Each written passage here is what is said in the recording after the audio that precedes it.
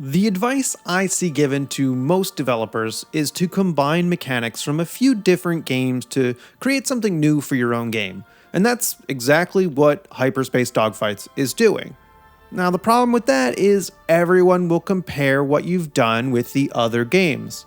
On one hand, you're gaining a lot of good ideas, but on the other, the comparison might not be so gracious. So while Hyperspace Dogfights has compelling gameplay, it's difficult not to draw a comparison to all its influences and see the issues. The flying is taken straight from a fantastic arcade game called Luftrausers. If you are going to be influenced by an arcade flyer, that's a good one for it. Hyperspace Dogfights has an amazing feeling of speed and precision that lets you dance around enemies. The controls are perfectly responsive, so all the quick movements you need to make are effortless. It makes you feel 100% in control. One thing that helps is that the ship has backwards thrusters, which allow you to hover. It can also aid you in getting out of sticky situations easily. That, paired with the way gravity affects the ship, can lead to some really uncommon movements that keeps the flying from getting stale. I enjoy the thrill of narrowly dodging all the bullets on the screen. However, it's tarnished by how cluttered the screen is. Just look at this comparison between Luftrausers and Hyperspace Dogfights. One is crystal clear with very simple pixel sprites, and the other is so messy. The detailed clouds and tiny ship sprites and bullets make it very difficult to track everything. Expect some confusion as to what just damaged your ship. Also, the fact that enemy ships can hide behind clouds is a little unfair.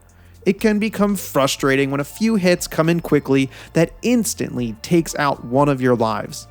There's a fine line between keeping a game visually interesting with cool ship sprites and making it so my eyes can't focus on anything. Hyperspace Dogfights is not completely unplayable though. The game loop is fairly compelling. You're not on the planet just to kill everything, but to do missions. The mission-based gameplay actually provides a real sense of accomplishment instead of the more typical kill everything gameplay. Missions like hacking a ship and taking pictures of facilities are unique. Don't worry though, because they still have stand your ground and destruction missions that require trying to kill everything on screen.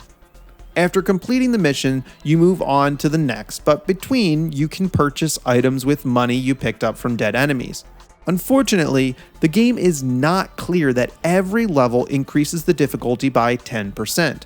When Hyperspace Dogfights first launched, there was no way of knowing this, but the developers have since added an indicator in the upper left corner. Therefore, it is a good idea to farm as much as you can to have the funds to buy as many items as possible, especially once you hack the storage vessel. If you can save one, the items on that ship will become available for purchase too. If you can farm that much, then you might be set up to get a really great run with that many items. Yet, it would definitely ruin the missions and change the game into more about grinding. For items, they implemented the standard roguelike random items. When you spend your points between rounds, you're not quite sure what's in the box, but the costs are different. For anyone who has played a roguelike, it will be familiar. I haven't found anything exciting though. Nothing that changes the way you would play or makes the flying more fun. Some of the items' descriptions are opaque and leave me scratching my head when I can't figure out what I just spent my points on. I want the potential for a big item that can make or break a run. Comparing it to something like Risk of Rain, where the items in that game were done so much better. They very clearly explained the item's benefit and forced you to adapt. In Hyperspace Dogfights, I am not eager to find out what items I unlock because I can't figure out if it's going to help or hurt the run. No matter what items I get, I can keep playing the same way. There's no need to adapt. Side note, more items unlock as you progress further in the game. This is done in the standard roguelike fashion to make it more interesting to keep playing. However, if the items aren't interesting, it doesn't really work. The weapons are not really that much better either. The most interesting and fun to play are the melee weapons. It's because their attacks can reflect bullets and require extreme concentration and precision flying to get in close. But it makes hitting ground targets almost too difficult.